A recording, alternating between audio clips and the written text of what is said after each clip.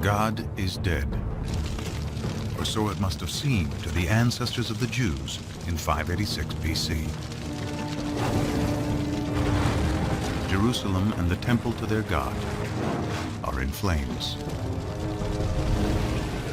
The nation of Israel, founded by King David, is wiped out.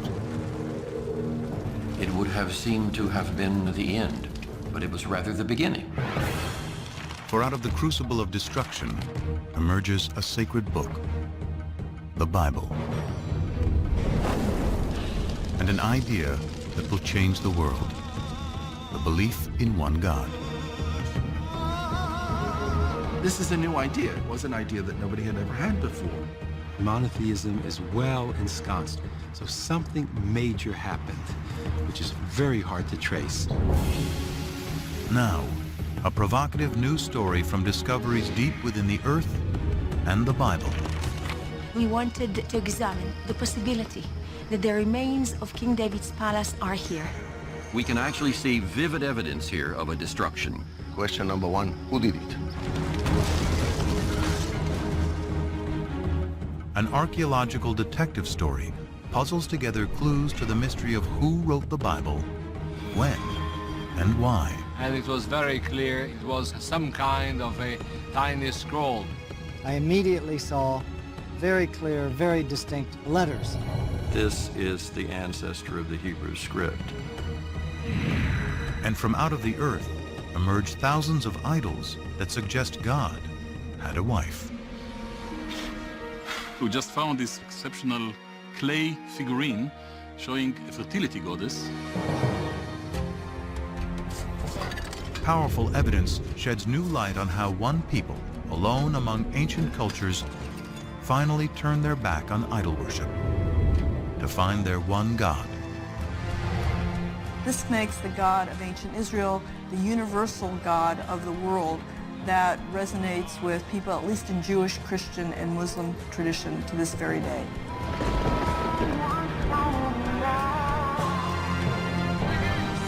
Now, science and scripture converge to create a powerful new story of an ancient people, God, and the Bible.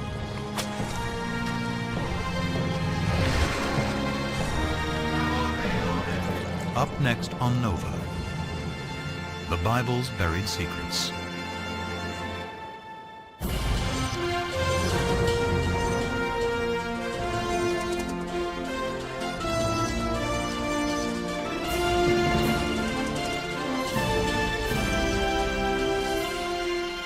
Major funding for Nova is provided by the following: the David H. Koch Fund for Science, supporting Nova and promoting public understanding of science.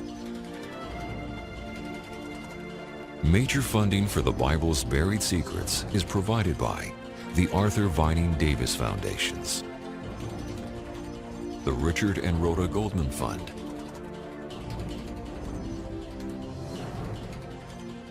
and the Righteous Persons Foundation. Additional funding for this program is provided by the Skirball Foundation and by the Solo Art and Architecture Foundation. Major funding for Nova is also provided by the Corporation for Public Broadcasting and by PBS viewers like you. Thank you.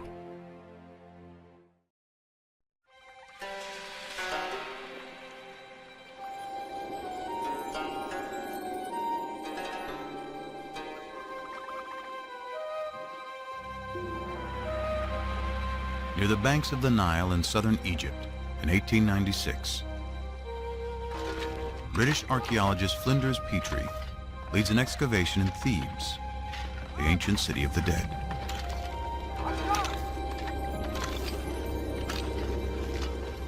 Here he unearths one of the most important discoveries in biblical archaeology.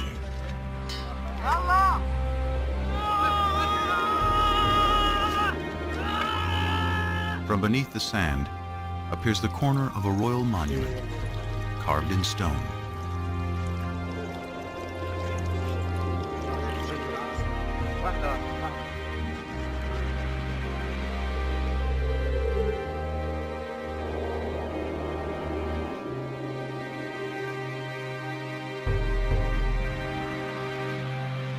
Dedicated in honor of Pharaoh Merneptah, son of Ramses the Great, it became known as the Merneptah Stela.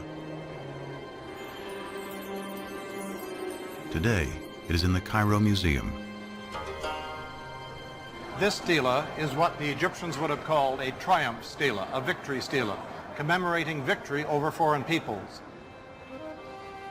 Most of the hieroglyphic inscription celebrates Merneptah's triumph over Libya, his enemy to the west. But almost as an afterthought, he mentions his conquest of people to the east in just 2 lines. The text reads, Ashkelon has been brought captive, Gezer has been taken captive, Yanoam in the North Jordan Valley has been seized, Israel has been shorn, its seed no longer exists. History proves the Pharaoh's confident boast to be wrong. Rather than marking their annihilation, Merneptah's stela announces the entrance onto the world stage of a people named Israel. This is priceless evidence for the presence of an ethnical group called Israel in the central highlands of southern Canaan. The well-established Egyptian chronology gives the date as 1208 BC.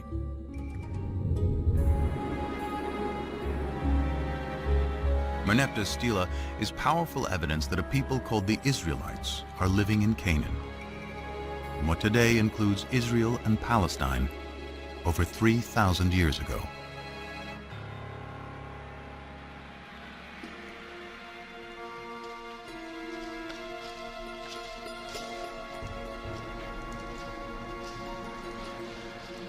The ancient Israelites are best known through familiar stories that chronicle their history. Abraham and Isaac, Moses and the 10 Commandments, David and Goliath,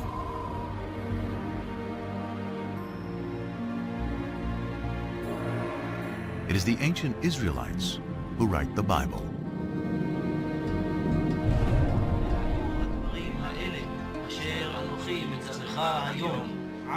Through writing the Hebrew Bible, the beliefs of the ancient Israelites survived to become Judaism, one of the world's oldest continuously practiced religions. And it is the Jews who give the world an astounding legacy: the belief in one God.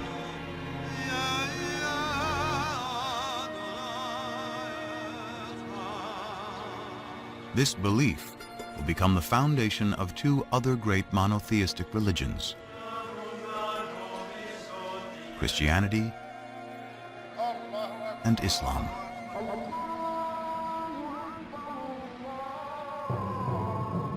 Often called the Old Testament to distinguish it from the New Testament, which describes the events of early Christianity, today the Hebrew Bible and a belief in one God are woven into the very fabric of world culture.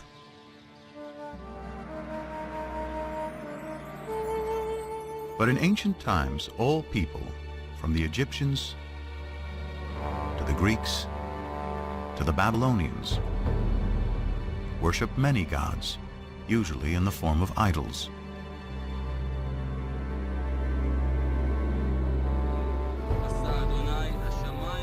How did the Israelites, alone among ancient peoples, discover the concept of one God?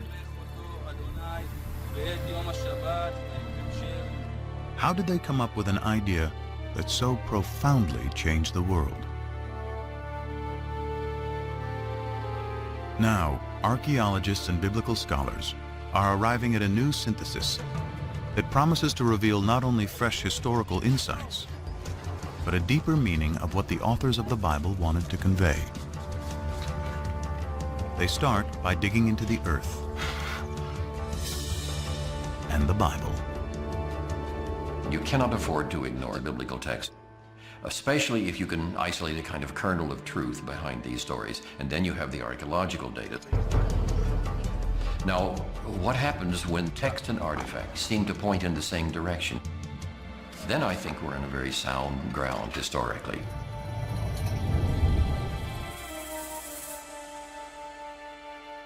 scholars search for intersections between science and scripture. The earliest is the victory stela of the Egyptian pharaoh Merneptah from 1208 BC. Both the stela and the Bible place a people called the Israelites in the hill country of Canaan, which includes modern-day Israel and Palestine. It is here, between two of history's greatest empires, that Israel's story will unfold.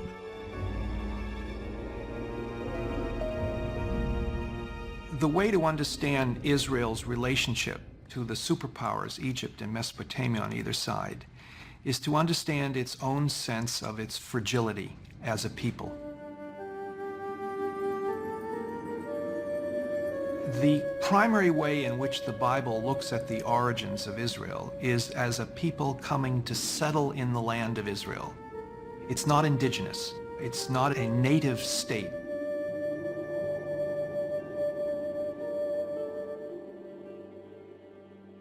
The Hebrew Bible is full of stories of Israel's origins. The first is Abraham, who leaves Mesopotamia with his family and journeys to the Promised Land, Canaan. The Lord said to Abraham, "Go forth from your native land and from your father's house to the land that I will show you. I will make of you a great nation, and I will bless you. I will make your name great." Genesis 12, 1 and 2. According to the Bible, this promise establishes the covenant, a sacred contract between God and Abraham. To mark the covenant, Abraham and all males are circumcised. His descendants will be God's chosen people. They will be fruitful, multiply, and inhabit all the land between Egypt and Mesopotamia.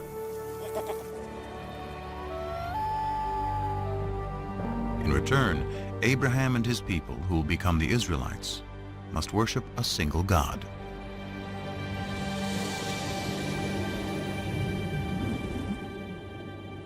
This is a new idea. It was an idea that nobody had ever had before.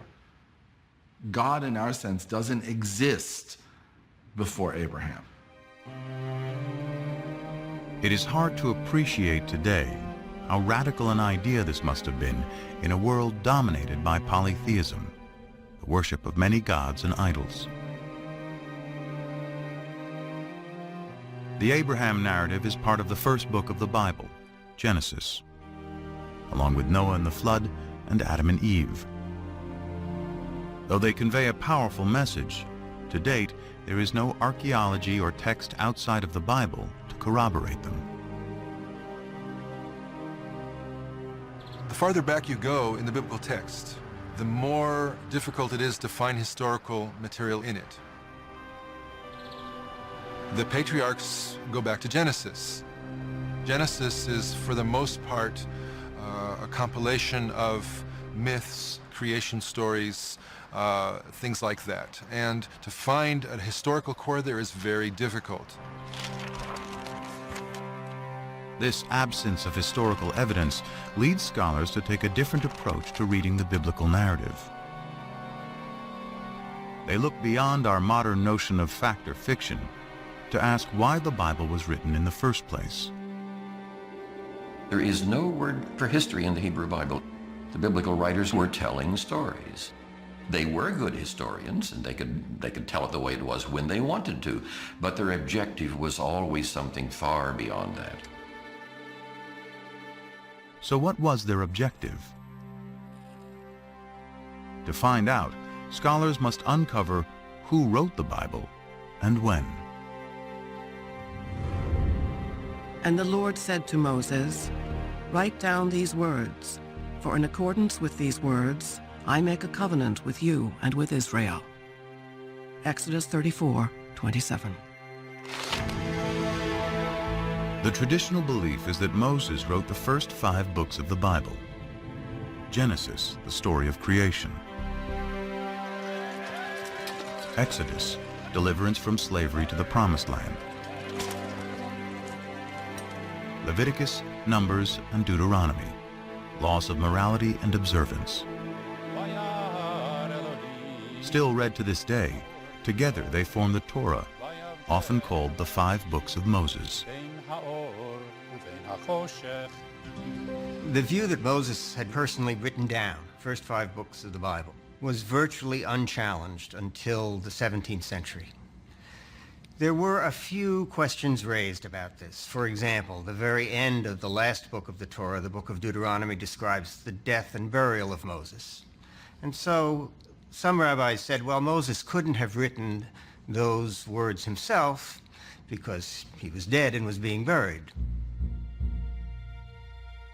And digging deeper into the text, there are even more discrepancies. For example, how many of each species of animal is Noah supposed to bring into the ark? One text says 2, a pair of every kind of animal. Another text says 7 pair of the clean animals and only 2 of the unclean animals. In one chapter, the Bible says the flood lasts for 40 days and 40 nights. But in the next, it says 150 days. To see if the floodwaters have subsided, Noah sends out a dove. But in the previous sentence, he sends a raven. There are 2 complete versions of the flood story interwoven on the same page.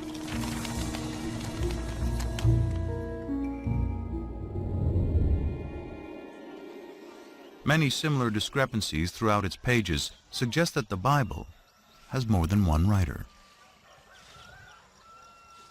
In fact, within the first 5 books of the Bible, scholars have identified the hand of at least 4 different groups of scribes, writing over several hundred years.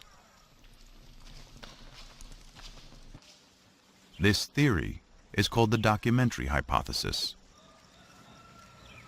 One way of thinking about it is as a kind of anthology that was made over the course of many centuries by different people, adding to it, subtracting from it, and so forth. But when did the process of writing the Bible begin?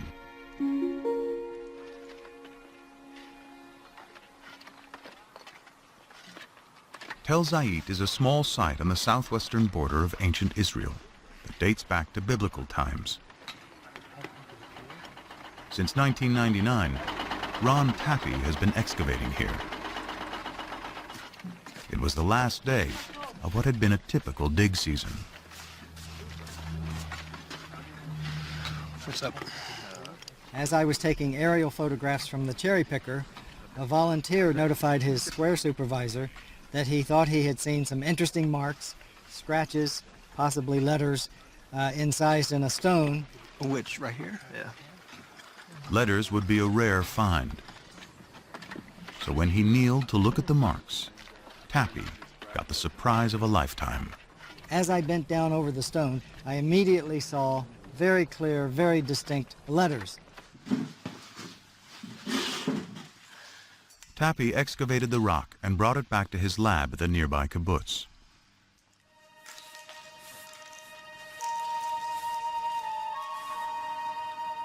It was only then that he realized he had more than a simple inscription.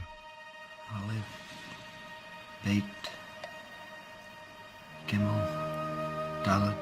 I realized that this inscription represented an abecedery, that is to say, not a text narrative, but the letters of the Semitic alphabet written out in their correct order. Nun, and then Pei and Ayin are difficult to read, but they're out here.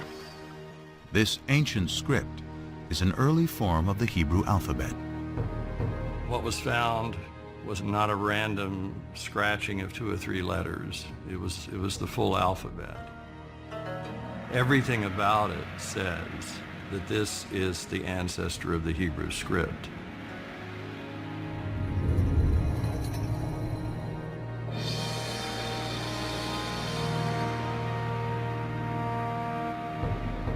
The Tel Zayit abecedery is the earliest Hebrew alphabet ever discovered. It dates to about 1000 BC, making it possible that writing the Hebrew Bible could have already started by this time.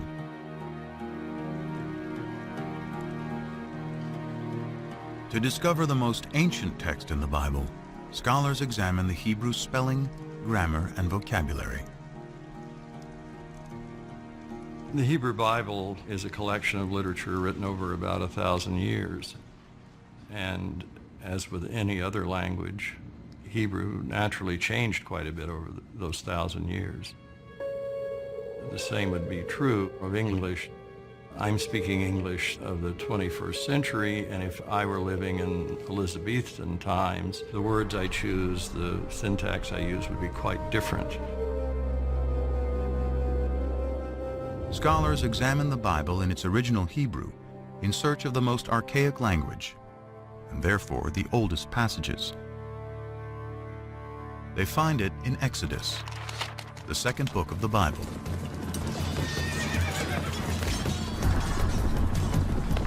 Pharaoh's chariots and his army he cast into the sea. His picked officers are drowned in the Red Sea. Exodus 15:4. This passage, known as the Song of the Sea, is the climactic scene of Exodus, the story of the Israelites' enslavement in Egypt and how Moses leads them to freedom. In all of the Bible, no single event is mentioned more times than the Exodus.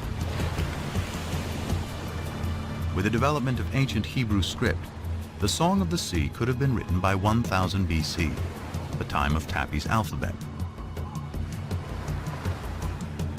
But it was probably recited as a poem long before the beginning of Hebrew writing. It's very likely that it was a kind of story told in poetic form that you might tell around the campfire. Just as our poems are easier to remember generally than prose accounts. So we generally think that the poetry is orally passed on from one to another long before they commit things to writing. Because the poetry in Exodus is so ancient, is it possible the story has some historical core?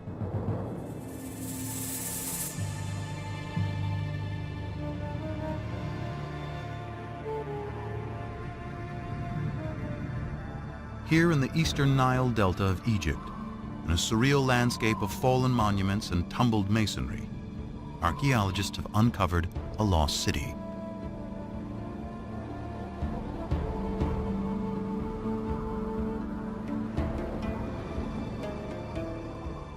Inscribed on monuments throughout the site is the name of Ramses II, one of the most powerful Egyptian rulers. It is Ramses who is traditionally known as the Pharaoh of the Exodus. Ancient Egyptian texts call the city Piramesi, or House of Ramses, a name that resonates with the biblical story of Exodus. The only specific item mentioned in the Exodus story that we can probably connect with non-biblical material is the cities that the Hebrews were ordered to build, and they are named Pithom and Ramses. Scholars agree that the biblical city Ramses is the ancient Egyptian city Piramesi. Its ruins are here in present-day Tanis. Most of the Egyptologists identified Piramesi, the Ramses town, with Tanis, because here you have an abundance of Ramesside monuments. This convergence between archaeology and the Bible provides a time frame for the Exodus. It could not have happened before Ramses became king around 1275 BC. And it could not have happened after 1208 BC, when the stela of Pharaoh Merneptah, Ramses II's son, specifically locates the Israelites in Canaan.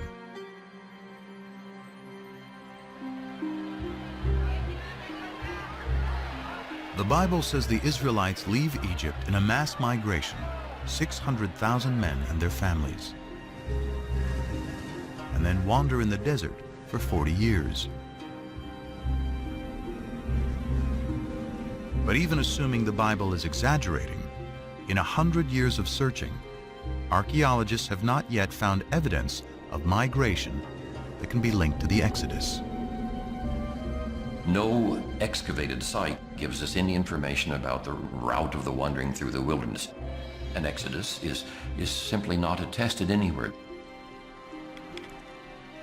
Any historical or archaeological confirmation of the Exodus remains elusive. Yet scholars have discovered that all 4 groups of biblical writers contributed to some part of the Exodus story. Perhaps it is for the same reason its message remains powerful to this day. Its inspiring theme of freedom.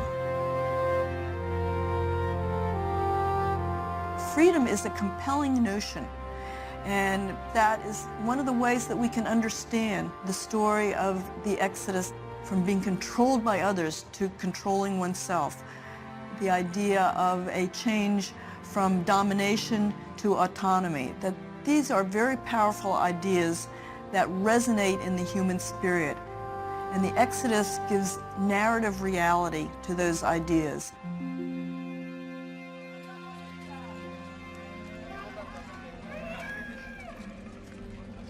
Following the Exodus, the Bible says God finally delivers the Israelites to the Promised Land, Canaan. Archaeology and sources outside the Bible reveal that Canaan consisted of well-fortified city-states, each with its own king, who in turn served Egypt and its pharaoh. The Canaanites, a thriving Near Eastern culture for thousands of years, worshipped many gods in the form of idols.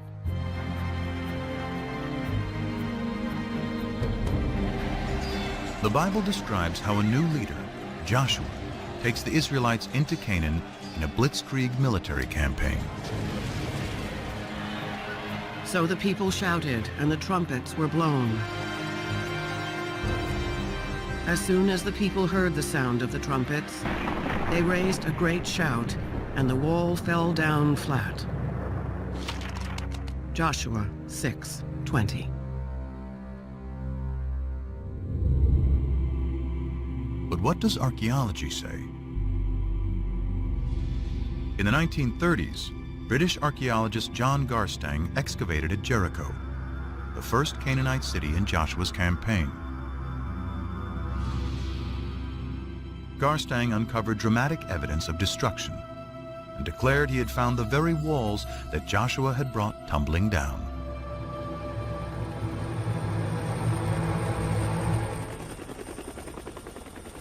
And at what the Bible describes as the greatest of all Canaanite cities, Hatzor, there is more evidence of destruction.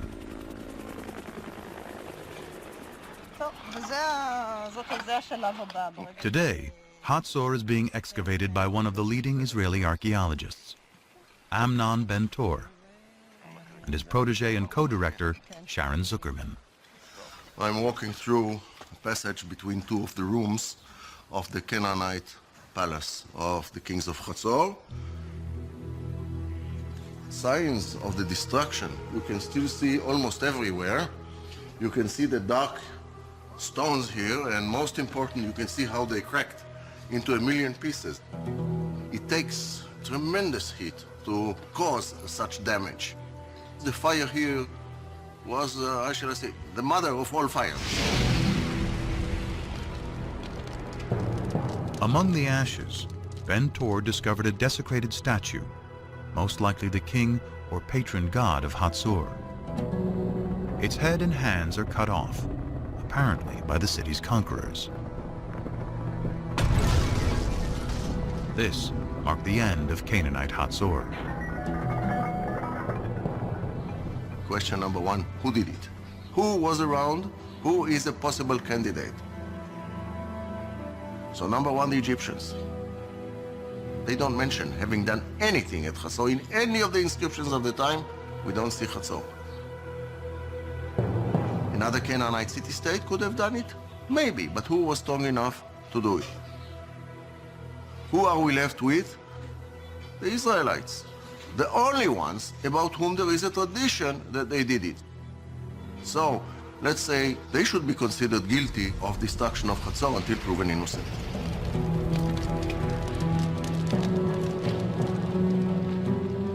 And there's another Canaanite city-state that Joshua and his army of Israelites are credited with laying waste. It's called Ai, and has been discovered in what is now the Palestinian territory of the West Bank.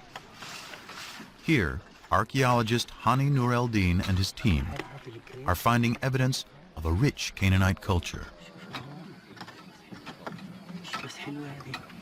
The village first appears and developed to a city, and then there was a kind of fortification surrounding this settlement.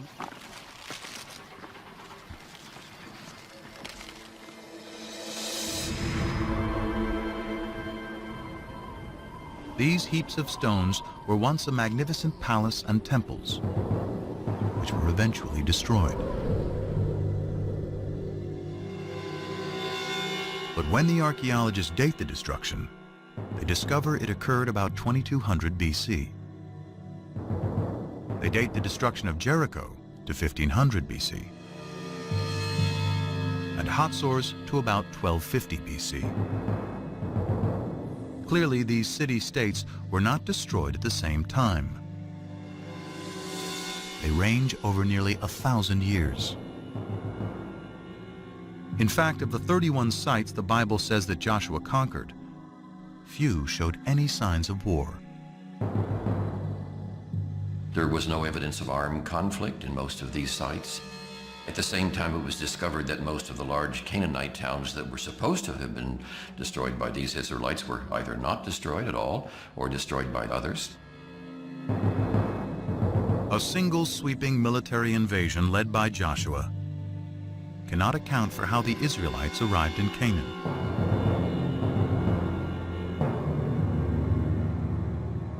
But the destruction of Hatzor does coincide with the time that the Merneptah Stela locates the Israelites in Canaan. So who destroyed Hatzor? Amnon Ben Tor still believes it was the Israelites who destroyed the city. But his co-director, Sharon Zuckerman, has a different idea. The final destruction itself consisted of the mutilation of statues of kings and gods.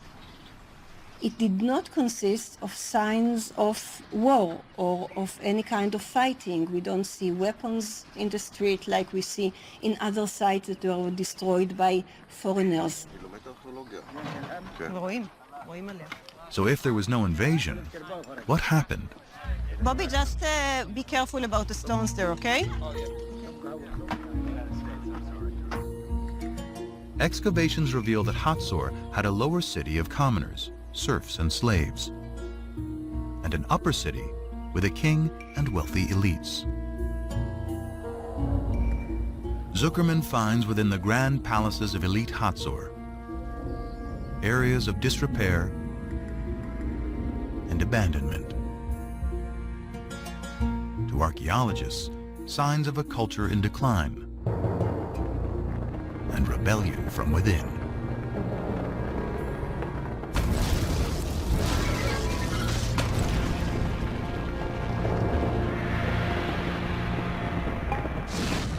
I would not rule out the possibility of an internal revolt of Canaanites living at Hatzor and revolting against the elites that rule the city. In fact, the entire Canaanite city-state system, including Hatzor and Jericho, breaks down. Archaeology and ancient texts clearly show that it is the result of a long period of decline and upheaval that sweeps through Mesopotamia, the Aegean region, and the Egyptian Empire around 1200 BC. And when the dust, as it were, settles, when we can begin to see what takes the place of this great state system, we find a number of new peoples suddenly coming into focus in a kind of void that is created with the dissolution of the great state system. Can archaeologists find the Israelites among these new people?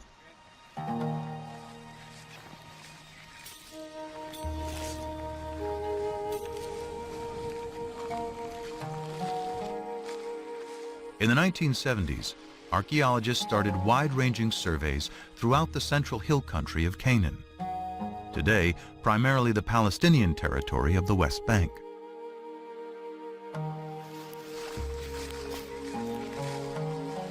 I was teaching at that time. We used to take students and go twice a week to the highlands. And every day we used to cover between 2 and 3 square kilometers. And this accumulates very slowly into the coverage of the entire area. Israel Finkelstein and teams of archaeologists walked out grids over large areas, collecting every fragment of ancient pottery lying on the surface.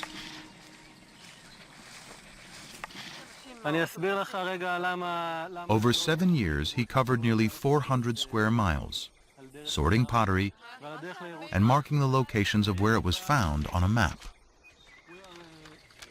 In the beginning, the spots were there on the map and they meant nothing to me. But later, slowly, I started seeing sort of phenomena and processes.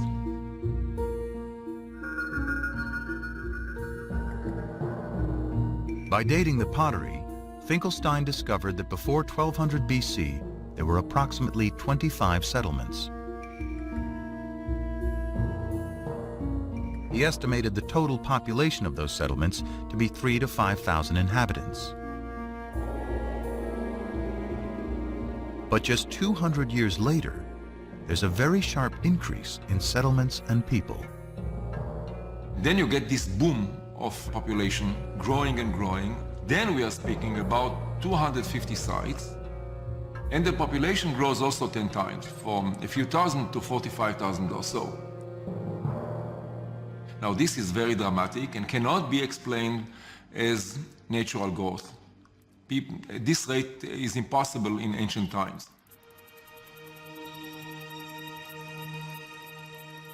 If not natural growth, perhaps these are the waves of dispersed people settling down following the collapse of the great state systems.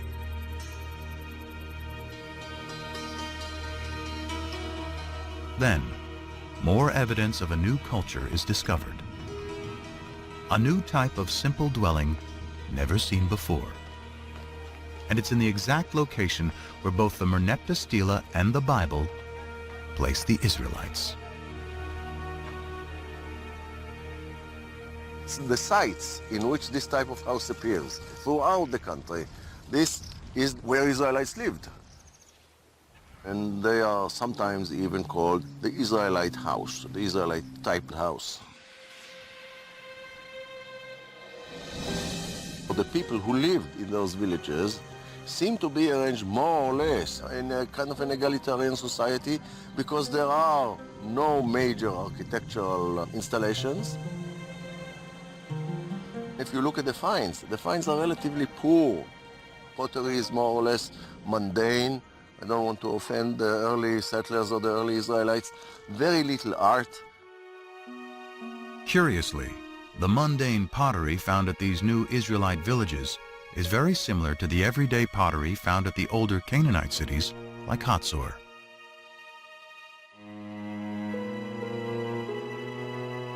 In fact, the Israelite house is practically the only thing that is different.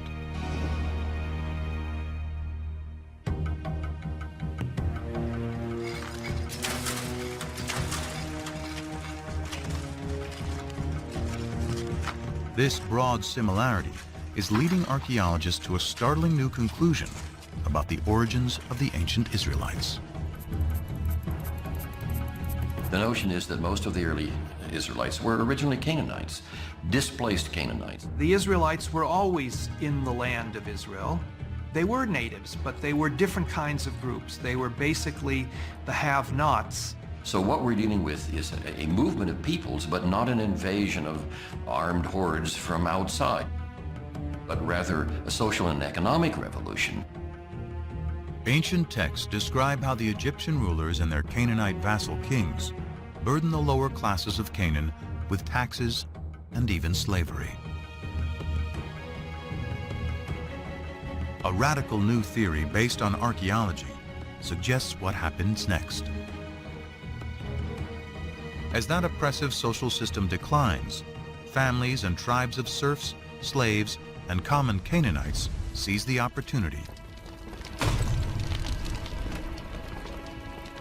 In search of a better way of life, they abandon the old city-states and head for the hills.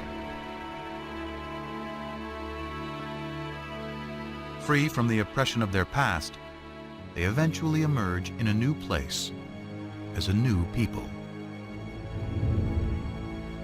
The Israelites.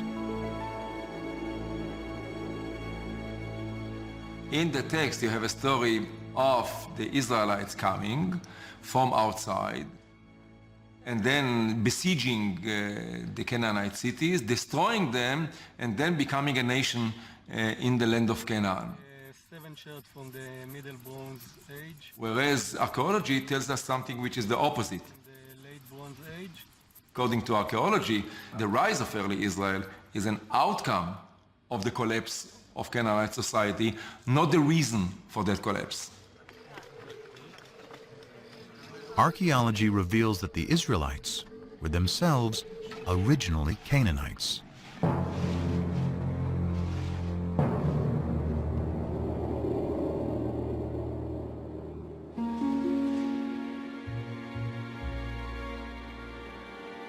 So why does the Bible consistently cast the Israelites as outsiders in Canaan? Abraham's wanderings from Mesopotamia, Moses leading slaves out of Egypt and into the Promised Land, and Joshua conquering Canaan from outside. The answer may lie in their desire to forge a distinctly new identity. Identity is created, as psychologists tell us, by talking about what you are not, by talking about another. In order to figure out who I am, I have to figure out who I am not. Conspicuously absent from Israelite villages are the grand palaces and the extravagant pottery associated with the kings and rich elites of Canaan. The Israelites did not like the Canaanite system, and they defined themselves in contrast to that system. So by not using decorated pottery, by not using important pottery, they developed an ideology of simplicity, which marked the difference between them and the Egyptian Canaanite system. If the Israelites wanted to distinguish themselves from their Canaanite past, what better way than to create a story about destroying them?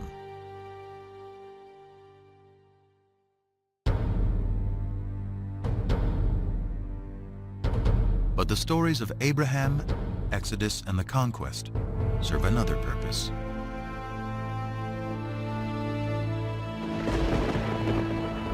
They celebrate the power of what the Bible says is the foremost distinction between the Israelites and all other people: their God. In later Judaism, the name of God is considered so sacred it is never to be spoken. We don't know exactly what it means. We don't know how it was pronounced, but it seems to have been the personal name of the God of Israel. So his title, in a sense, was God, and his name was these 4 letters, which in English would be YHWH, which we think were probably pronounced something like Yahweh. But Yahweh only appears in the Hebrew Bible. His name is nowhere to be found in Canaanite texts or stories. So where do the Israelites find their God?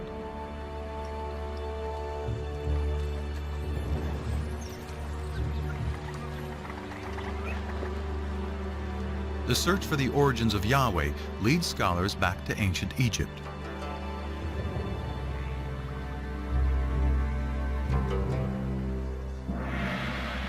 Here in the royal city of Karnak, For over 1,000 years, pharaohs celebrated their power with statues, obelisks, and carved murals on temple walls. Here on the north wall of Karnak, we have scenes depicting the victories in battle of Seti I, the father of Ramses the Great. Seti here commemorates one of his greatest victories over the Shasu. The Shasu were a people who lived in the deserts of southern Canaan, now Jordan and northern Saudi Arabia, at around the same time as the Israelites emerged. Egyptian texts say one of the places where the Shasu lived is called YHW, probably pronounced Yahu, likely the name of their patron god. That name Yahu is strangely similar to Yahweh, the name of the Israelite God.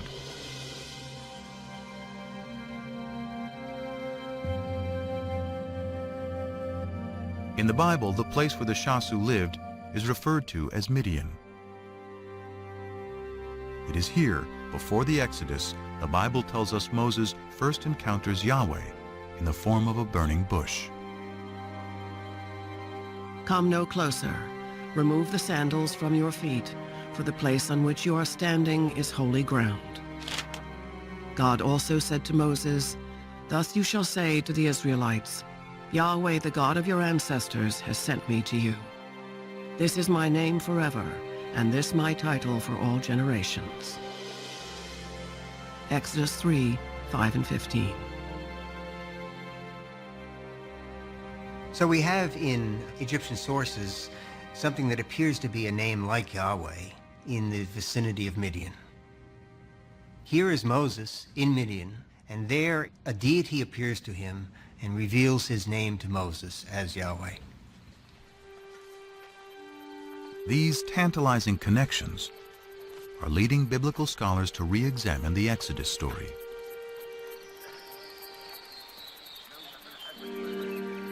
While there is no evidence to support a mass migration, some now believe that a small group did escape from Egypt. However, they were not Israelites, but rather Canaanite slaves.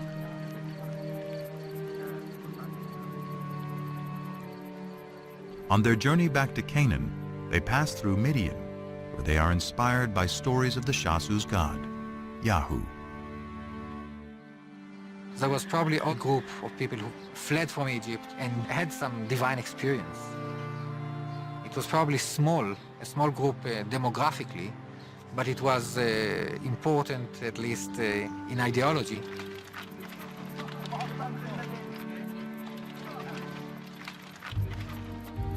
They find their way to the central hill country, where they encounter the tribes who had fled the Canaanite city-states.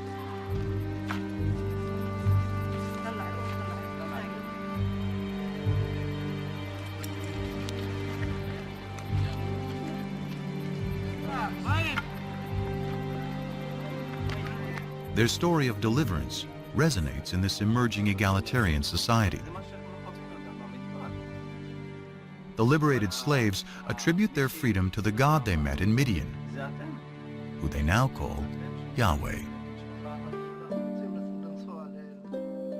They spread the word to the highlanders, who themselves perhaps had escaped from the tyranny of the Canaanite city-states.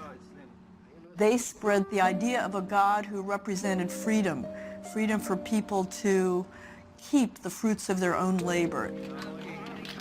This was a message that was so powerful that it brought people together and gave them a new kind of identity.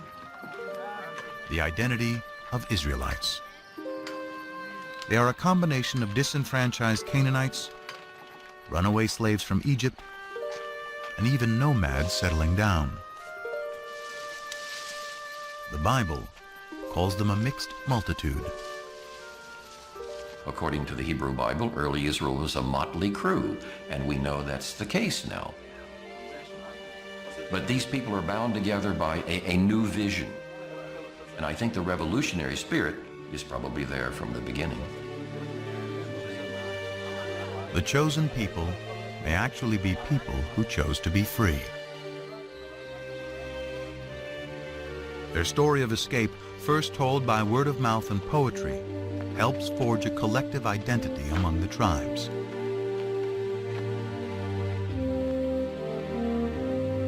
Later, when written down, it will become a central theme of the Bible. Exodus and divine deliverance. Deliverance by a God who comes from Midian exactly where the Bible says. Adopted by the Israelites to represent their exodus from slavery to freedom.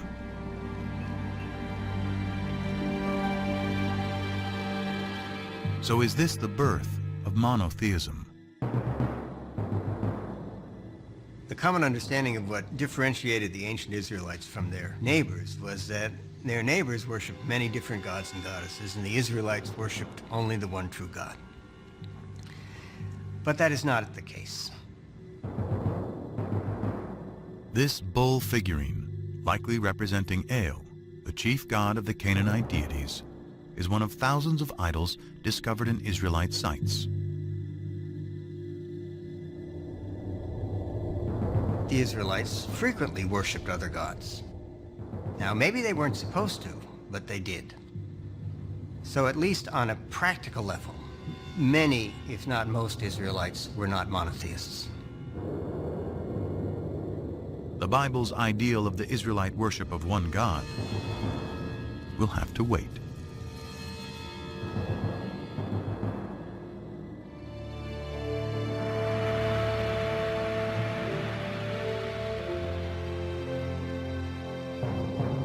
About 2 centuries pass after the Merneptah Stela places the Israelites in Canaan.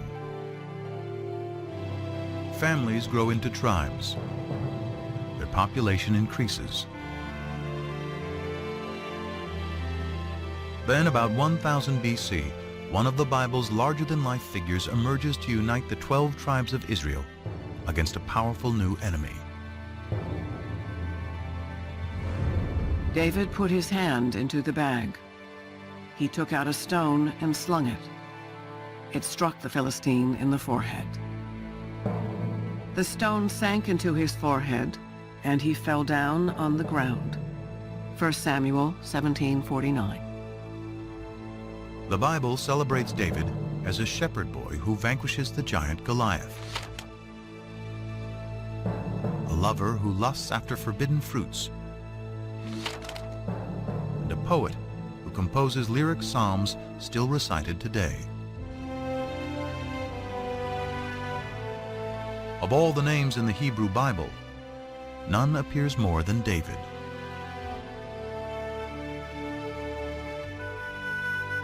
Scriptures say David creates a kingdom that stretches from Egypt to Mesopotamia.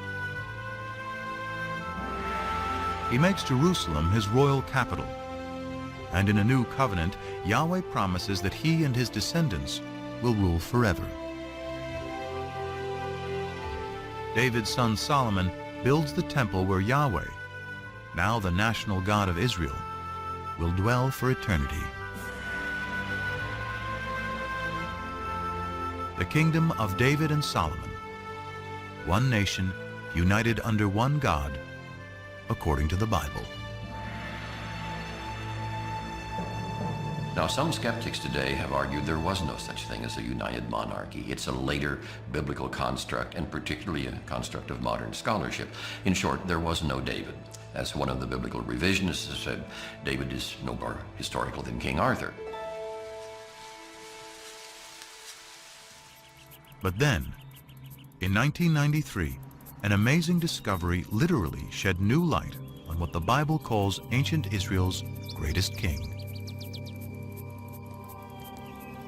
Gila Cook was finishing up some survey work with an assistant at Tel Dan, a biblical site in the far north of Israel today. The excavation was headed by the eminent Israeli archaeologist Avraham Biran.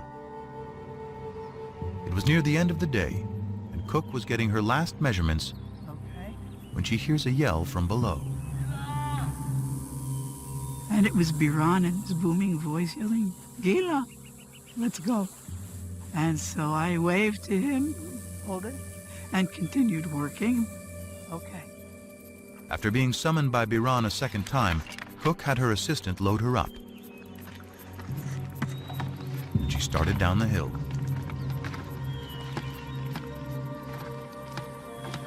So I get there and I just dropped my bag and dropped the board and I set my stuff down. But something catches her eye. A stone with what appeared to be random scratches, but was actually an ancient inscription. This time, she yelled for Biran.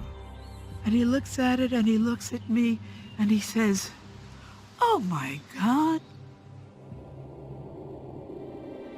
Cook had found a fragment of a victory stela, written in Aramaic, an ancient language very similar to Hebrew. Dedicated by the king of Damascus, or one of his generals, it celebrates the conquest of Israel, boasting, "I slew mighty kings who harnessed thousands of chariots and thousands of horsemen. I killed the king of the house of David."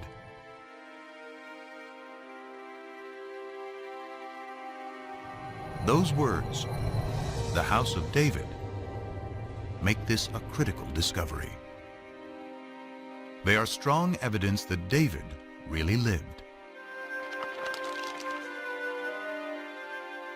Unlike Genesis, the stories of Israel's kings move the biblical narrative out of the realm of legend and into the light of history.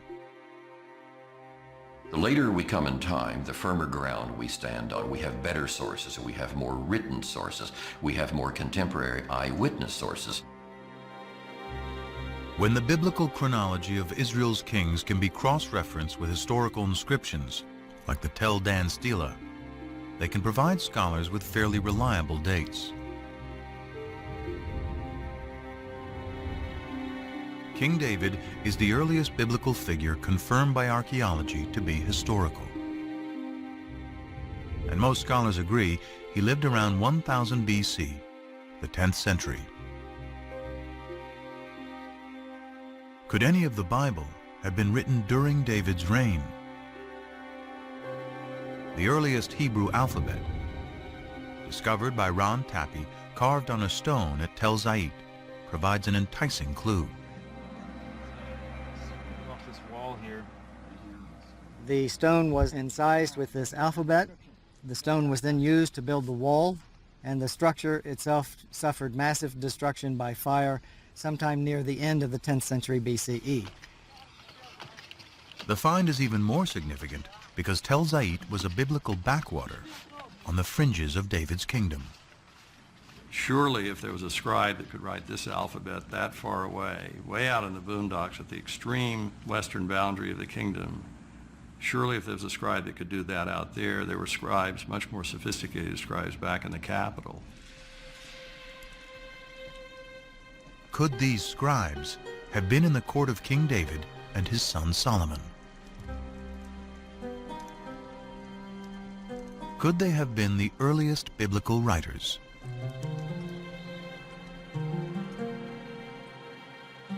In the 18th century, German scholars uncovered a clue to who wrote the Bible, hidden in two different names for God. According to one account, Abraham knew God by his intimate personal name, conventionally pronounced Yahweh.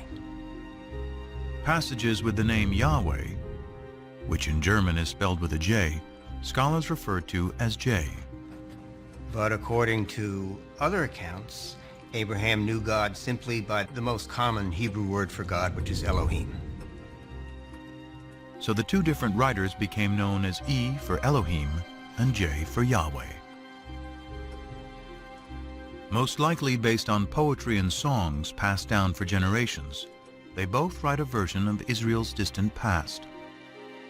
The stories of Abraham in the Promised Land, Moses and the Exodus. The earliest of these sources is the one that is known as J, which many scholars dated to the 10th century BC, the time of David and Solomon. And because the backdrop for Jay's version of events is the area around Jerusalem, it's likely he lived there, perhaps in the royal courts of David and Solomon.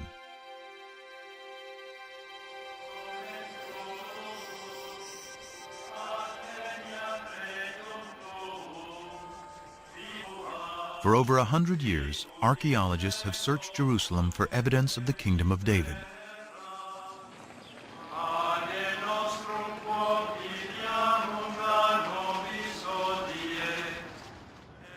But excavating here is contentious, because Jerusalem is sacred to today's three monotheistic religions.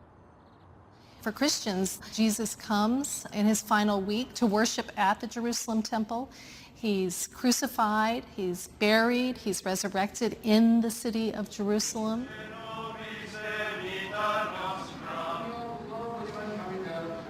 For Islam, it is the site where Muhammad comes in a sacred night journey. And today, the Dome of the Rock marks that spot. In Judaism, the stories of the Hebrew Bible of Solomon, of David, of the temples of Jerusalem, all of these take place, of course, in Jerusalem. So Jerusalem is a symbol of sacred space today, important for all three traditions. Despite the difficulties, Israeli archaeologist Eilat Mazar went digging in the most ancient part of Jerusalem, today called the City of David. We started the excavations here because we wanted to check and to examine the possibility that the remains of King David's palace are here. But because this area has been fought over, destroyed, and rebuilt over thousands of years, it was a long shot that any biblical remains would survive. But then, large walls started to appear, 3 meter wide, 5 meter wide, and then we saw that it goes all direction. It goes from east, 30 meters to the west, and we don't see the end of it yet. Such huge walls can only be part of a massive building. And Mazar believes her excavations to date represent only 20% of its total size.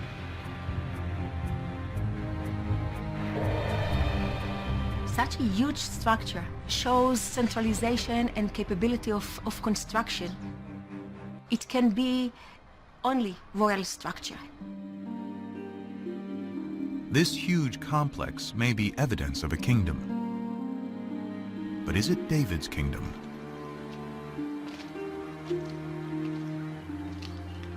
For these walls to be David's palace, it would have to date to his lifetime, around 1000 BC.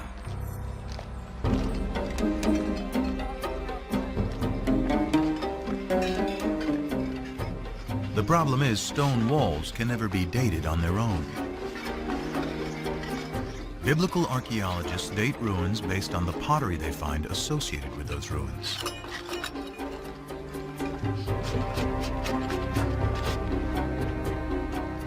Pottery dating is based on two ideas. Pottery styles evolve uniformly over time. And the further down you dig, the further back in time you go. If pottery style A comes from the lowest stratum, then it is earlier than pottery style B that comes from the stratum above it. By analyzing pottery from well-stratified sites, excavators are able to create what they call a relative chronology. But this chronology is floating in time without any fixed dates.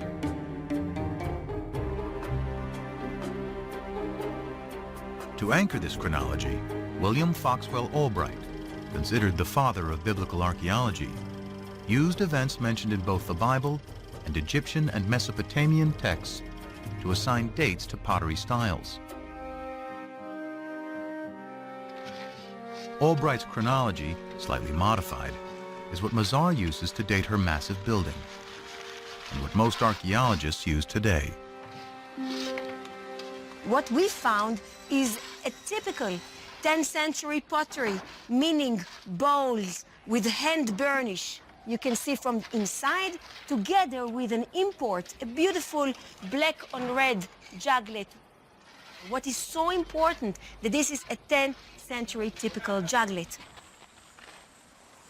So has Mazar discovered the Palace of David?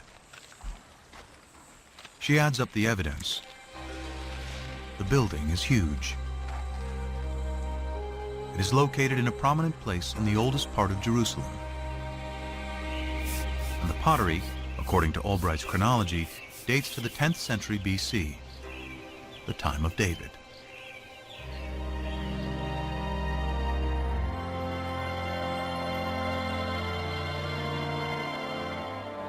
Mazar believes she has indeed found the Palace of David.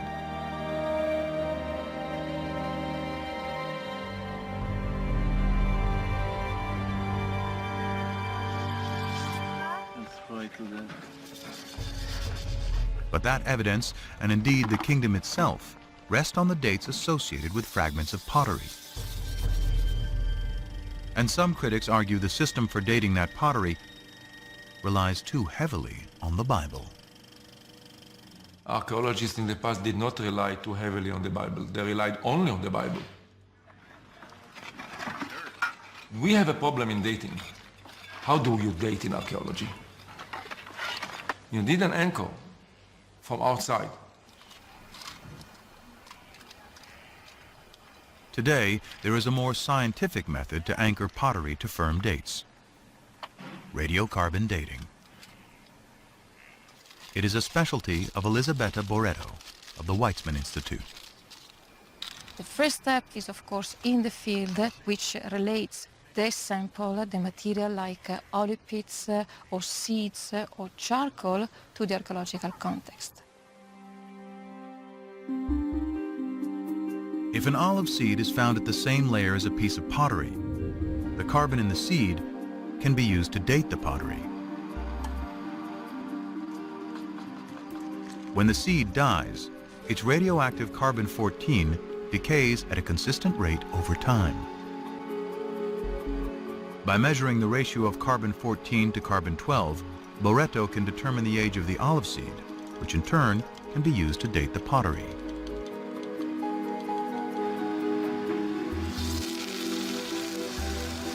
Boretto has meticulously collected and analyzed hundreds of samples from over 20 sites throughout Israel. Her carbon samples date the pottery that Albright and most archaeologists associate with the time of David and Solomon to around 75 years later.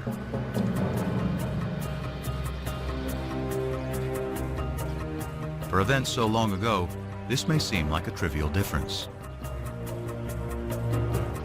But if Boretto is right, Mazar's Palace of David and Tappy's ancient Hebrew alphabet have to be redated. This places them in the time of the lesser-known kings Omri, Ahab, and his despised wife Jezebel, all worshippers of the Canaanite god Baal. With no writing or monumental building, suddenly the kingdom of David and Solomon is far less glorious than the Bible describes. So David and Solomon did not rule over a big territory. It was a small chiefdom, if you wish, with just a few settlements, very poor, the population was limited, there was no manpower for big conquests and so on and so forth.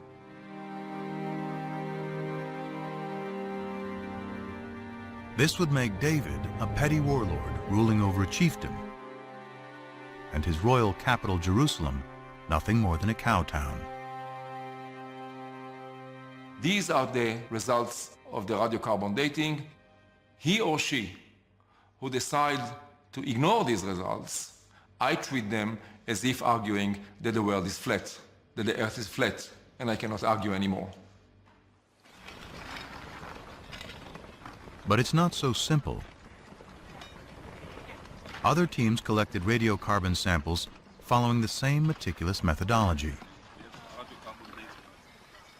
According to their results, the Tsar's palace and Tapi's alphabet can date to the 10th century, the time of David and Solomon.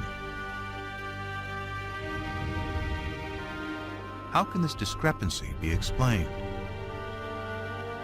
The problem is that these radiocarbon dates have a margin of error of plus or minus 30 years, about the difference between the two sides.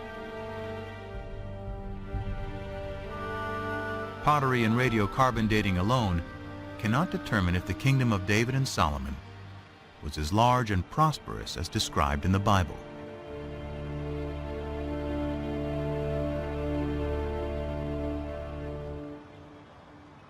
Fortunately, the Bible offers clues of other places to dig for evidence of this kingdom. The Bible credits David with conquering the kingdom, but it is Solomon, his son, who is the great builder. This was the purpose of the forced labor which Solomon imposed. It was to build the house of Yahweh and the wall of Jerusalem, Hatzor, Megiddo, and Gezer. 1 Kings 9:15.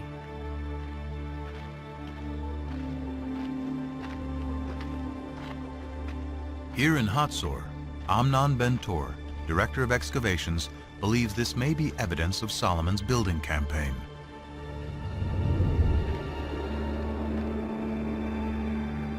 Archaeologists call it a six-chambered gate, a massive entryway fortified with towers and guardrooms.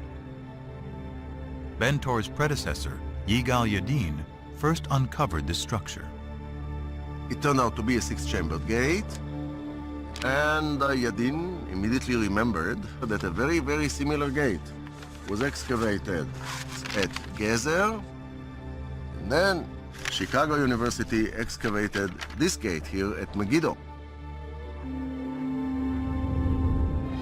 Stunned by the similarity of these three gates, Yadin recalled the passage in the Bible. Here we have a wonderful connection of the biblical passage as it shows up in archaeology. Three monumental gates, all based on the same plan, would seem to be powerful evidence not only of prosperity, but also of a central authority. Throughout its history, the Israelites had been divided into tribes, then into kingdoms, north and south. The locations of these strikingly similar gates in both regions suggest a single governing authority throughout the land.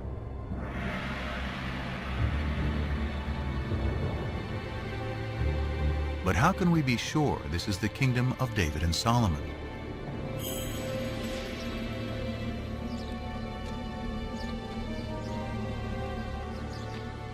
The answer, once again, lies in Egypt. The head-smiting scene which you see on this wall commemorates a military campaign conducted by Pharaoh Shishak, or Sheshonq, the founder of Dynasty 22 in Egypt. The Egyptian pharaoh Shishak invades Israel, an event the Bible reports and specifically dates to 5 years after Solomon's death, during the reign of his son Rehoboam. In the 5th year of King Rehoboam, King Shishak of Egypt marched against Jerusalem and carried off the treasures of the house of Yahweh and the treasures of the royal palace. He carried off everything. 1 Kings 14:25 and 26. The importance of this in fixing one of the earliest dates, specific dates, in which Egyptian history coincides with biblical history is really startling and has to be taken note of. This stunning convergence between the Bible and Egyptian history gives a firm date for the death of Solomon. Shishak's campaign, according to the well-established Egyptian chronology, dates to 925 BC. And the Bible says Solomon dies 5 years earlier, which means 930 BC. This is further evidence that David and Solomon lived in the 10th century.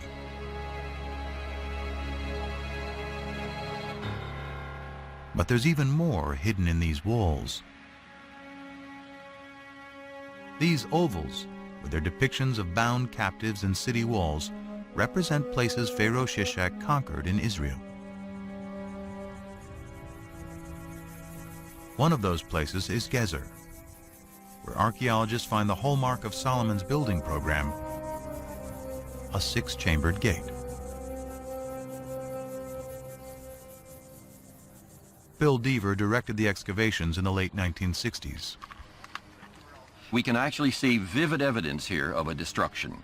Down below we have the original stones pretty much in situ, but if you look in here you see the stones are badly cracked. You can even see where they're burned from the heat of a huge fire that has been built here. And then up in here you see the fire has been so intense that the soft limestone has melted into lime and it flows down like lava. This is vivid evidence of a destruction, and we would connect that with this well-known raid of Pharaoh Shishak. And if the gate was destroyed by Shishak in 925 BC, then it must have been built during the lifetime of Solomon, who died just 5 years earlier. Surely this kind of monumental architecture is evidence of state formation. And if it's in the 10th century, then Solomon. Although a minority of archaeologists continue to disagree, this convergence of the Bible, Egyptian chronology, and Solomon's gates is powerful evidence that a great kingdom existed at the time of David and Solomon, spanning all of Israel, north and south, with its capital in Jerusalem. But Jerusalem is more than a political center. It is the center of worship.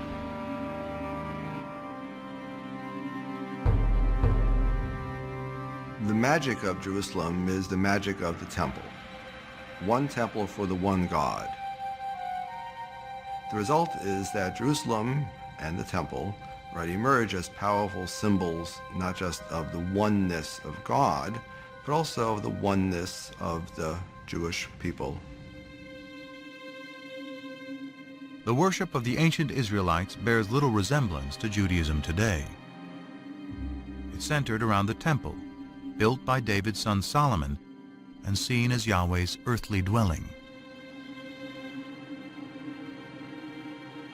To understand how the ancient Israelites worshiped their God, scholars must discover what the temple looked like and how it functioned. But although archaeologists know where its remains should be, it is impossible to dig there. It lies under the third holiest site in Islam, which includes the Dome of the Rock.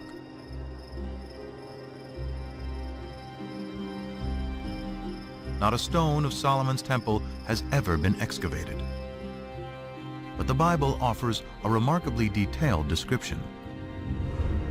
The house which King Solomon built for Yahweh was 60 cubits long, 20 cubits wide, and 30 cubits high. In the inner sanctuary, he made 2 cherubim, each 10 cubits high. He overlaid the cherubim with gold. 1 Kings 6, 2, 23 and 28. The Bible's description suggests a floor plan for Solomon's temple, and it is strikingly similar to temples built by neighboring peoples who worship many gods. The closest in appearance is a temple hundreds of miles to the north of Jerusalem at Ain Dara in modern-day Syria. They have similar dimensions and the same basic floor plan. Guarding both temples are sphinxes, or cherubim as the Bible calls them. Unique to the temple at Ain Dara are the enormous footprints of the God who lived here. They mark his progress as he strode to his throne in the innermost sanctuary.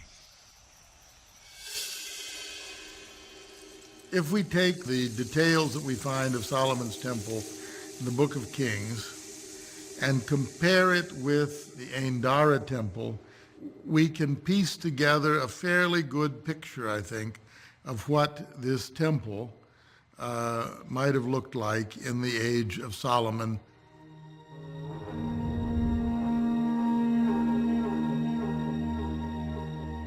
Now it is possible to reconstruct with some confidence how Solomon's temple may have looked and how the ancient Israelites worshiped their God.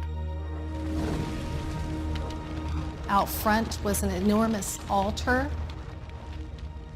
Beyond that was a porch area that led into the inside of the temple. There was a room, the holy place. And then beyond that, the most sacred room, the Holy of Holies, where tradition says the Ark of the Covenant held the tablets of the law. And this room was considered to be the most sacred site on earth because it is the room where God's presence could be found.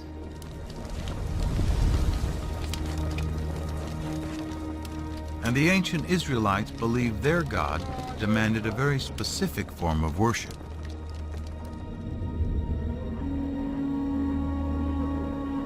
Evidence of this survives today on Mount Gerizim in Palestine.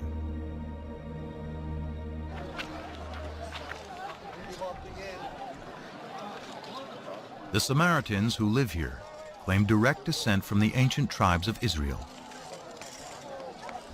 According to their tradition, for over 2,500 years, they have been practicing the ancient Israelite form of worship: animal sacrifice.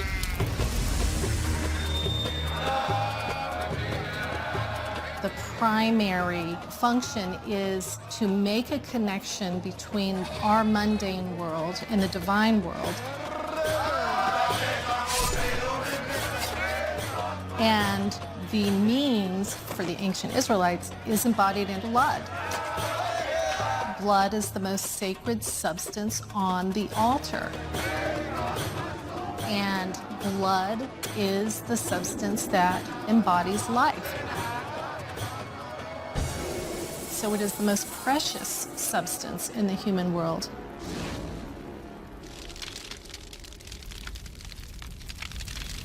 But while the priests were offering sacrifice to Yahweh in the temple, many Israelites were not as loyal.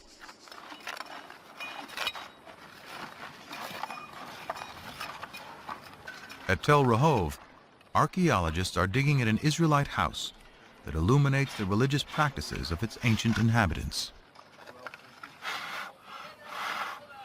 Well, we just found this beautiful, exceptional clay figurine showing a goddess, a fertility goddess that was worshipped here in Israel. Here, in this case, she's shown holding a baby. Who is this fertility goddess? And what is a pagan idol doing in an Israelite home? Dramatic evidence as to her possible identity first surfaced in 1968. Bill Deaver was carrying out salvage excavations in tombs in southern Israel when a local brought him an inscription that had been robbed from one of them.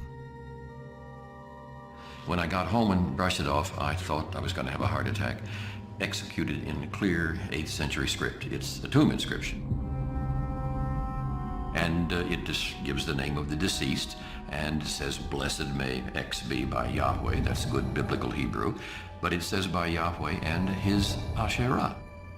And Asherah is the name of the old Canaanite mother goddess. More inscriptions associating Yahweh and Asherah have been discovered, and thousands of figurines unearthed throughout Israel. Many scholars believe this is the face of Asherah. Deaver concludes God had a wife. Even hundreds of years after the Israelites rise from their Canaanite pagan roots, monotheism has still not completely taken hold. This is awkward for some people, the notion that Israelite religion was not exclusively monotheistic, but we know now that it wasn't.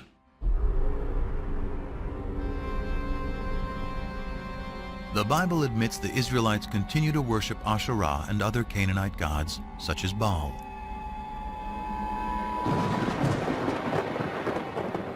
In fact, the prophets, holy men speaking in the name of God, consistently rail against breaking the covenant made with Moses to worship only Yahweh. The more I called them, the more they went from me. They kept sacrificing to the Baals and offering incense to idols. Hosea 11:2. The Israelites had made a contract with God. If they kept it, God would reward them. If they broke it, he would punish them. He would punish them by using foreign powers as his instruments. Events seemed to fulfill the prophet's dire predictions. Soon after Solomon's death, the 10 northern tribes rebel and form the northern kingdom of Israel. Then a powerful new enemy storms out of Mesopotamia to create the largest empire the Near East had ever known, the Assyrians. The Assyrians were the overpowering military force, and Israel and Judah, the two states that the Bible talks about as the states making up the people Israel, fell under the sway of the Assyrian juggernaut.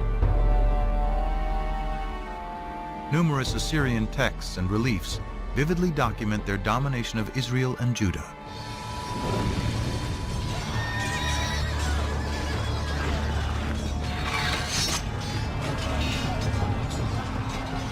In 722 BC, the Assyrian army crushes the northern kingdom. Those who escape death or exile to Assyria flood south into Jerusalem, where the descendants of David and Solomon continue to reign. One of them, Josiah, according to the Bible, finally heeds what the prophets prescribe. We're told in the book of Kings that King Josiah in the late 7th century BC was told that a scroll had been discovered in the temple archives. The scroll was brought to him, and as the scroll was being read, Josiah began to weep because he realized that it was a sacred text containing divine commands which the people had been breaking.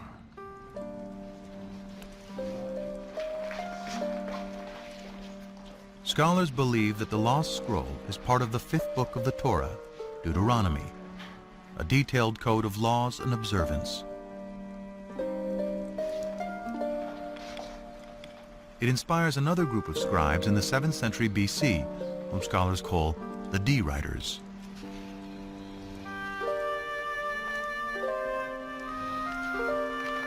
According to the documentary hypothesis, after J and E, D is the third group of scribes who write part of the Hebrew Bible.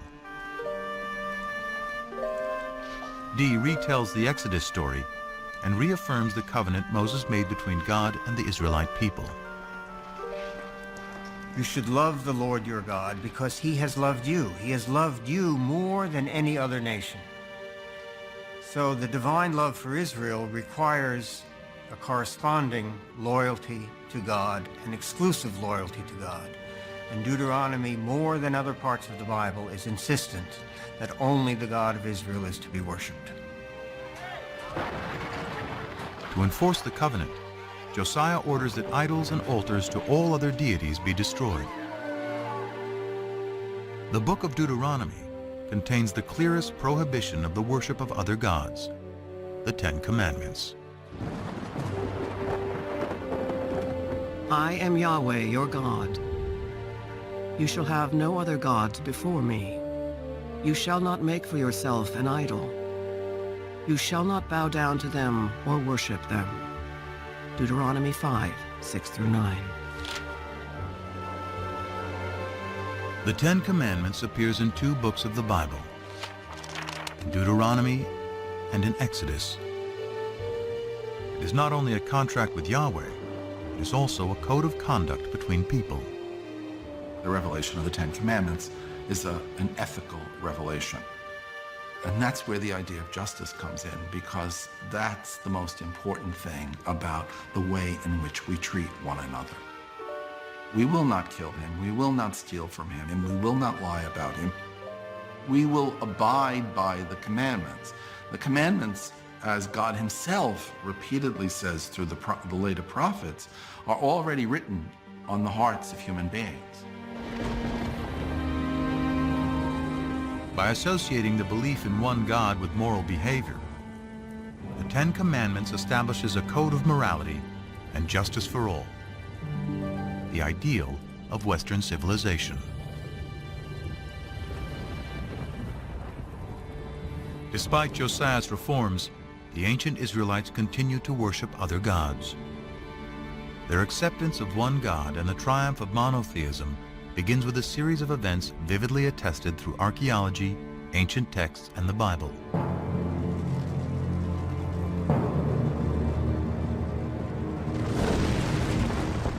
It starts with the destruction of Yahweh's earthly dwelling, the Jerusalem temple.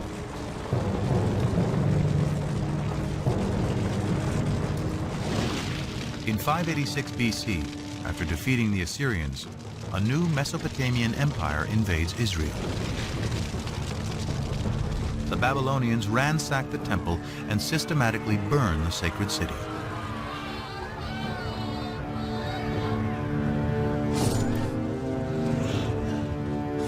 Before his eyes, the Babylonian victors slay the sons of Zedekiah, the last Davidic king, then blind him.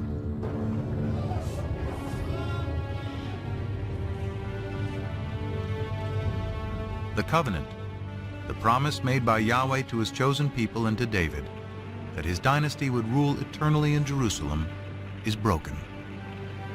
After 400 years, Israel is wiped out.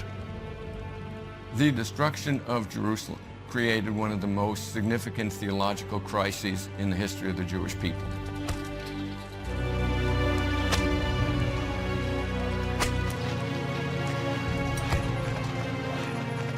The Babylonians round up the Israelite priests, prophets, and scribes and drag them in chains to Babylon. Babylonian records confirm the presence of Israelites, including the king, in exile. In every age of disbelief, one is inclined to think God is dead. And surely those who survived the fall of Jerusalem must have thought so. After all, how could God allow his temple, his house, the visible sign of his presence among his people, to be destroyed? Without temple, king, or land, how can the Israelites survive?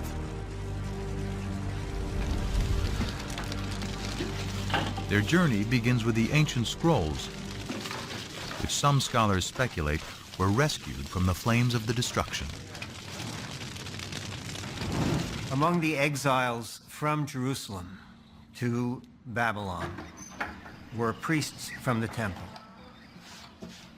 And they seem to have brought with them their sacred documents, their sacred traditions.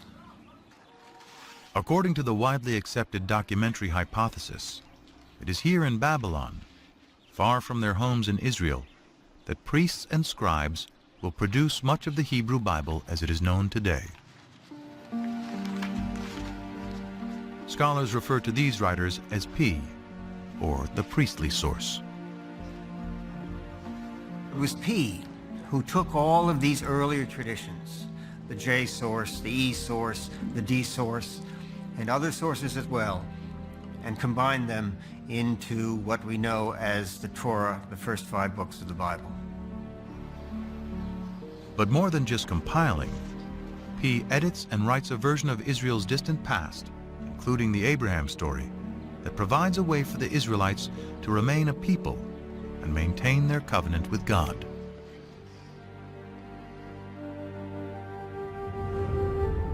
You shall circumcise the flesh of your foreskins, and it shall be a sign of the covenant between me and you. Genesis 17:11.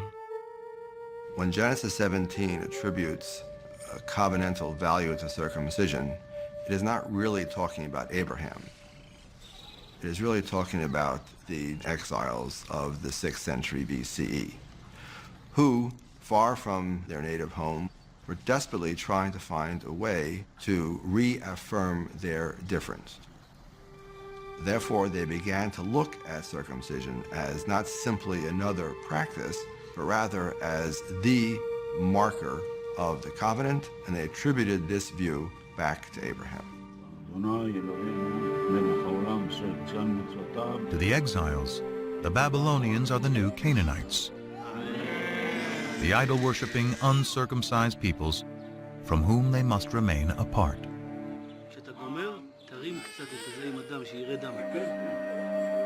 But the Abraham story, with its harrowing tale of a father's willingness to sacrifice his own son, is also about the power of faith.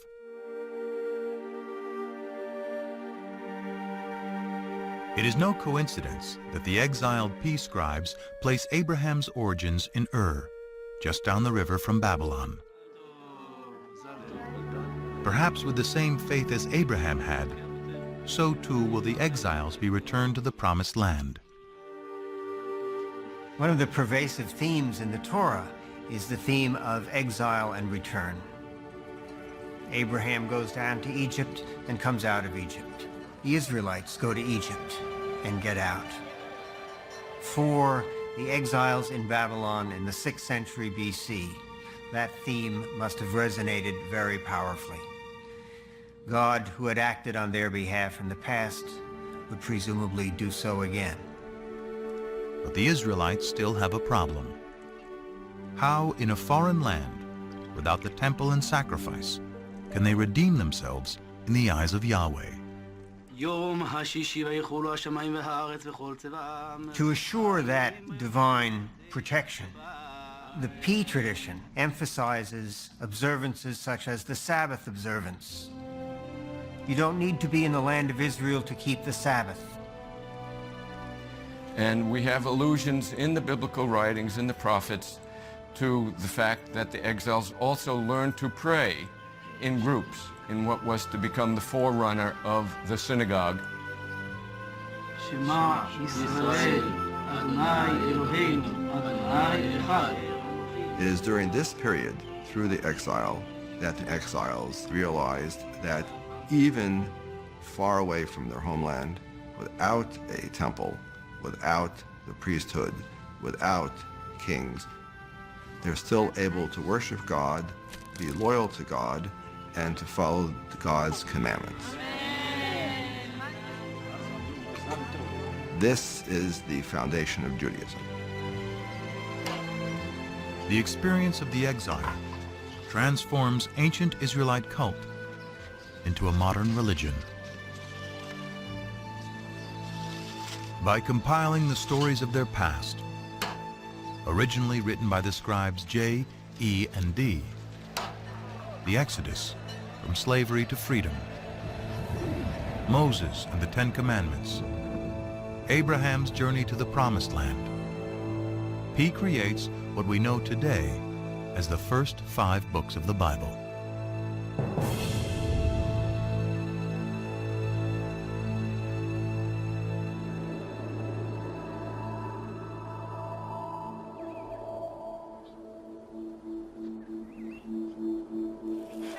Though this theory is widely accepted, physical evidence of any biblical text from the exile or earlier is hard to come by.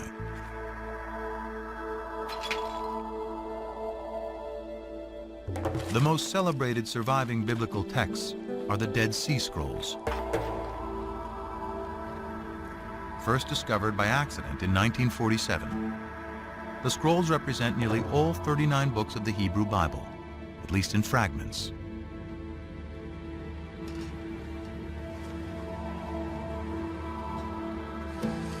They survived because they were deposited in the perfect environment for preservation, the hot, dry desert. Archaeologists suspect there were at least hundreds more scrolls throughout Israel, but because they were written on papyrus or animal skins, they have long since decomposed. Even though the earliest of the Dead Sea Scrolls date to the 3rd and 2nd centuries BC, that doesn't mean that they're the first copies or examples of this work that were ever written. It means that they already stand in a line of tradition that had been established by the time the scrolls were written.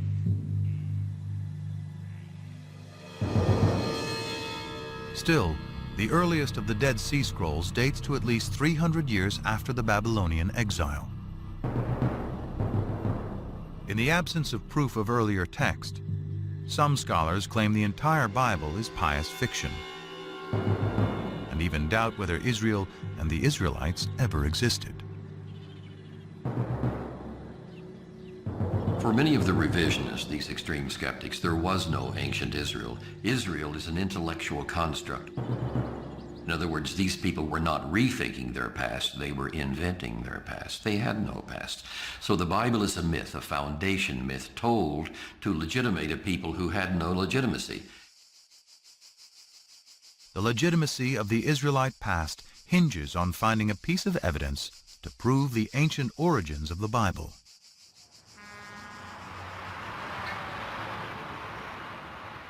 What would be the discovery of a lifetime starts outside the walls of Jerusalem in an old cemetery.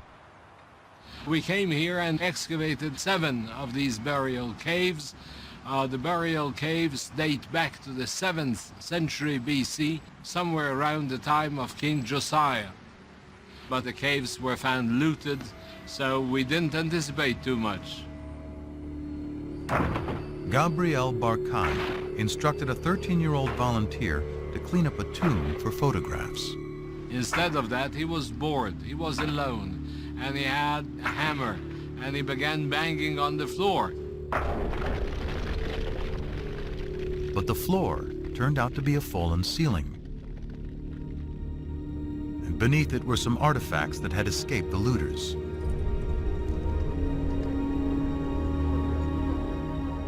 Among the hundreds of grave goods, one artifact stood out.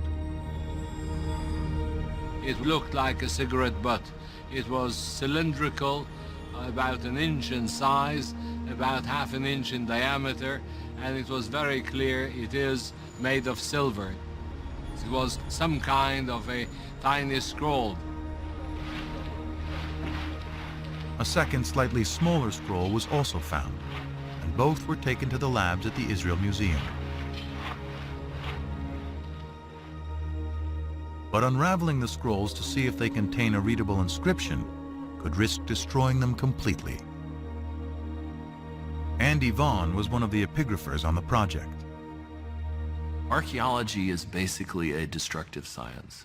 In order to learn anything, you have to destroy what's there. Gabriel Barkai and his team had to make a decision. Does one unroll these amulets or does one preserve them? They decided that it was worth the risk, and hindsight would tell us that they could not have been more correct. Through painstaking conservation, technicians devised a special method for unrolling the scrolls and revealing their contents. I went over there and I was amazed to see the whole thing full of very delicately scratched, very shallow characters. The first word that I could decipher already on the spot was Yud Hey Vav Hey, which is the 4-lettered unpronounceable name of God. Further investigation revealed more text and a surprisingly familiar prayer, still said in synagogues and churches to this day. May the Lord bless you and keep you. May the Lord make his face to shine upon you and be gracious to you. May the Lord lift up his countenance upon you and give you peace. Numbers 6:24-26.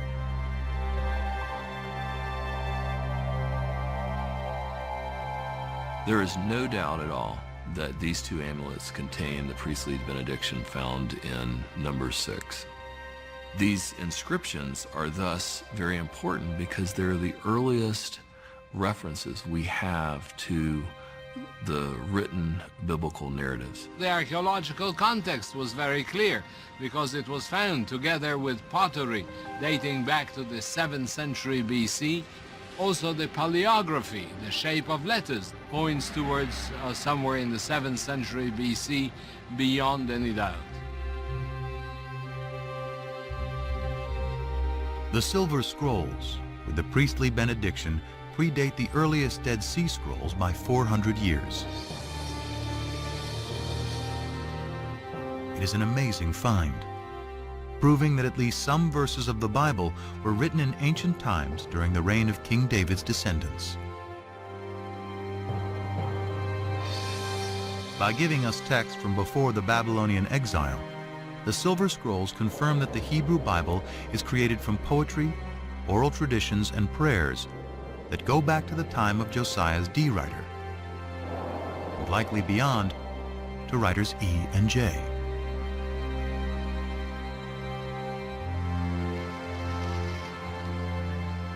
As modern scholars suspect, the Torah, the first 5 books of the Bible, takes its final form during the Babylonian exile.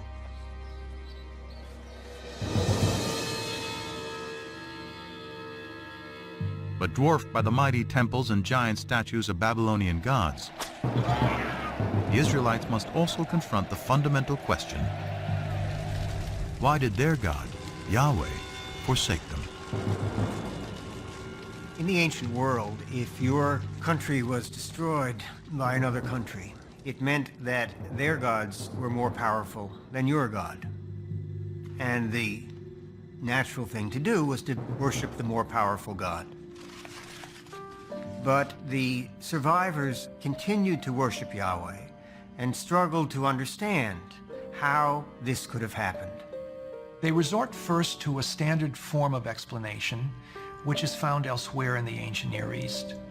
We must have done something wrong to incur the wrath of our God. It's out of this that comes the reflection that polytheism was our downfall. There is, after all, only one God. The Israelites abandon the folly of polytheism. Monotheism triumphs, and the archaeological evidence proves it. Before the destruction of the first temple, wherever we dig, in whatever part of the Judean country, we find sanctuaries, and more often we find hundreds and thousands of figurines, even in Jerusalem itself. But after the destruction, there are none. We are speaking about 1,000 in before and nothing, completely nothing at all after. Monotheism is well ensconced, firmly ensconced. So something major happened, which is very hard to trace. But that was a searing experience, the time of the exile.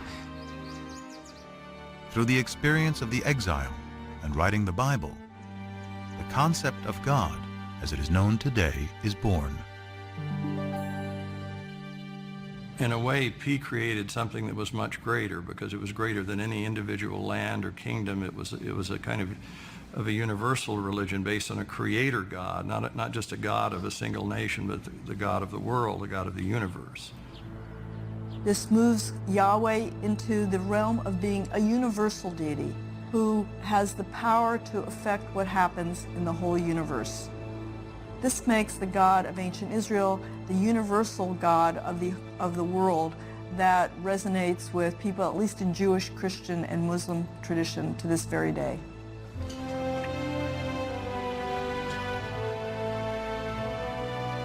In 539 BC, the Babylonian Empire is toppled by the Persians. As written in the Bible, Yahweh, in his new role as the one invisible God, orchestrates a new exodus.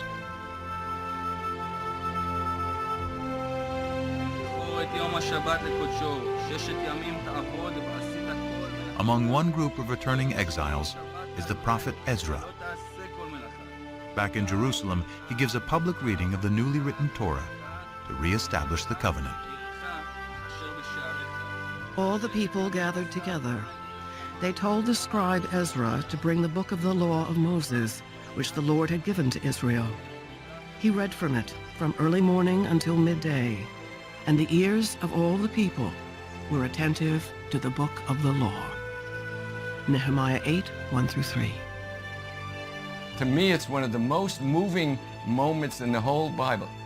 Ezra returns with the Bible in his hands, so we have the feeling that the process begun in the exile is finally finished, and Ezra has a copy. The scrolls that chronicle the Israelites' relationship with their God is now the Hebrew Bible, the Old Testament, a sacred text for over 3 billion people. Through its writing, an ancient cult becomes a modern religion. And the Israelite deity Yahweh transforms into the God of the 3 great monotheistic religions.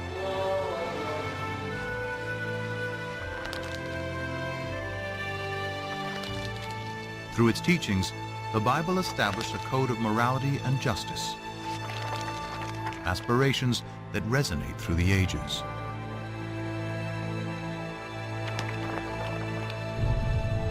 More than fact or fiction, at the intersection of science and scriptures is a story that began over 3,000 years ago and continues to this day.